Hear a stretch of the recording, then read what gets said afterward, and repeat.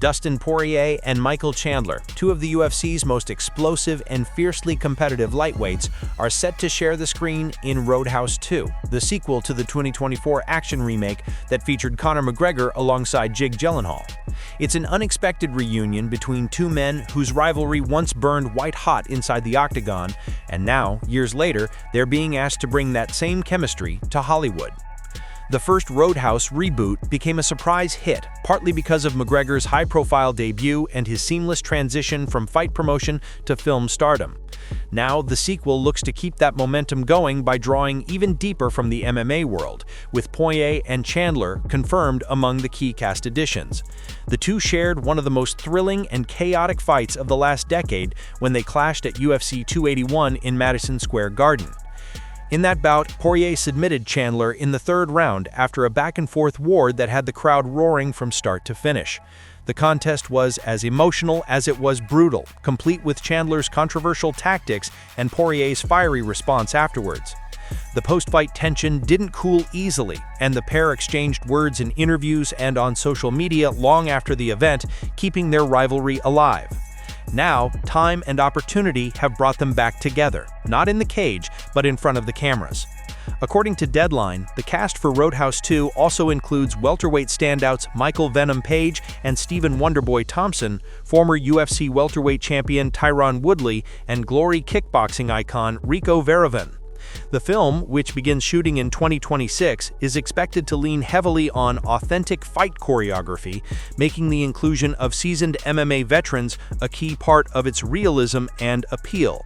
Although no release date has been confirmed, early reports suggest that Roadhouse 2 will expand on the high-octane action of the first movie while adding more grit, muscle, and combat authenticity.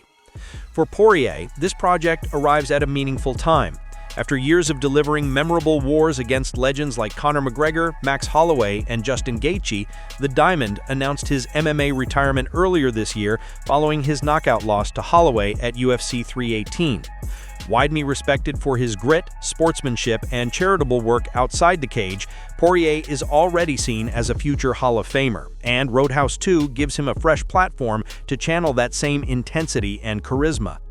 Chandler, meanwhile, is still very much in fighting mode.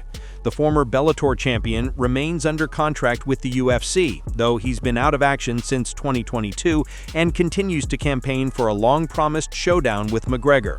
If that fight materializes next summer at the highly anticipated White House card, Chandler could find himself balancing training camp with movie production, an unusual but fitting challenge for someone who's made a career out of pushing limits. The blending of MMA and Hollywood has accelerated in recent years, and Roadhouse 2 looks like the next big crossover moment. With two of the sport's most battle-tested warriors stepping into the spotlight together, it's a meeting of grit and glamour, an echo of their Madison Square Garden war, this time reimagined for the big screen. Whether their real-life rivalry evolves into creative collaboration or on-set tension, one thing is clear: Poirier and Chandler's reunion is guaranteed to pack as much energy and unpredictability as any fight they've ever had.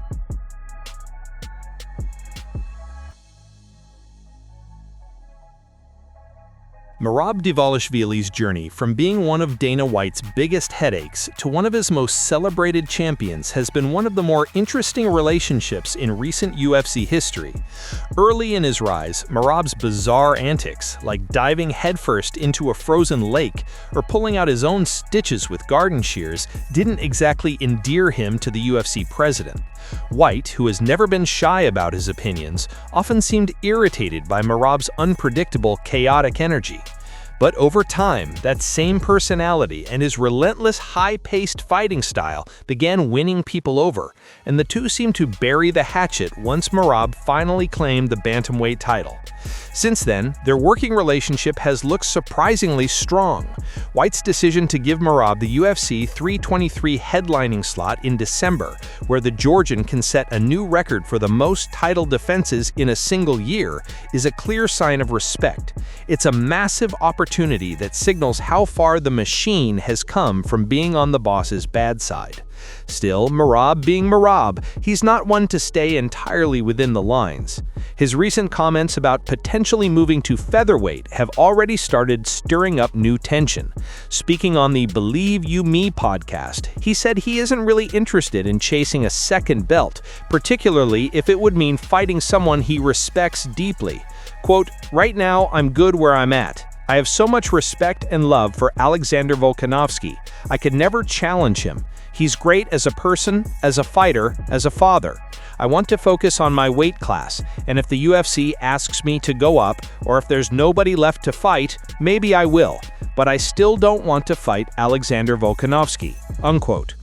That kind of statement doesn't always sit well with White, who's famously clashed with fighters refusing certain matchups. The same tension existed when Merab declined to fight his longtime friend and teammate, Aljamain Sterling, even when Sterling held the belt and Merab was clearly the rightful contender. At the time, White publicly vented his frustration, saying fighters can't pick and choose when titles are involved. Now, with Merab defending his bantamweight title for the third time and inching toward pound-for-pound recognition, any sign of selective matchmaking could reopen old wounds. White has always valued fighters who take any fight, any time. And while Merab has never been short of toughness or work ethic, his loyalty to teammates and sense of respect toward rivals sometimes clash with that UFC philosophy. Still, Merab's popularity and dominant run can't be denied. Fans love his relentless pace, his iron will, and his refusal to be anything other than himself. Whether Dana White likes it or not, Dvalishvili has carved out a place at the top of the sport on his own terms, and if history is any indication, even if their relationship hits another rough patch, the machine will likely keep grinding forward, smiling, joking, and maybe jumping into another frozen lake while he's at it.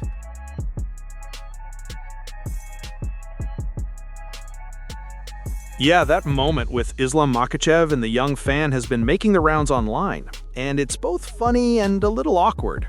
It happened during one of his recent public appearances. Makhachev was meeting fans, taking photos, and signing autographs when a young kid wrapped both arms around his bicep and just would not let go. At first, Islam smiled and laughed it off, but after a few seconds, you could see him start to lose patience. He tried gently pulling his arm free a couple of times, saying something along the lines of, "Okay, brother, let go now." But the kid just held tighter, grinning the whole time. Eventually, Islam gave a light tap on the kid's hand and repeated more firmly, while his security and team nearby chuckled awkwardly. The clip quickly went viral on social media, with fans joking that the boy was trying to test Dagestani strength or secure an armbar on the champ. While some viewers thought Islam looked a bit annoyed, others defended him, saying it's totally understandable. He's constantly surrounded by crowds and probably just wanted a little breathing room.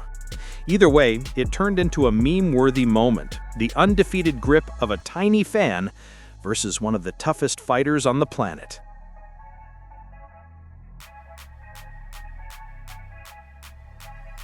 Mario Bautista may have come up short against Umar Nurmagomedov at UFC 321, but his stock arguably rose higher than ever after that performance. Going in, most people expected Nurmagomedov, one of the most hyped names in the bantamweight division, to dominate. Instead, Bautista turned it into one of the most competitive and entertaining fights of the night, forcing Umar to dig deep in a way few opponents ever have. For many fans, it was a breakout showing, even in defeat. Now that the dust is settled, Bautista is already thinking about what comes next. In a recent interview with Tim Welch, he admitted he's still processing the loss, but the future looks bright.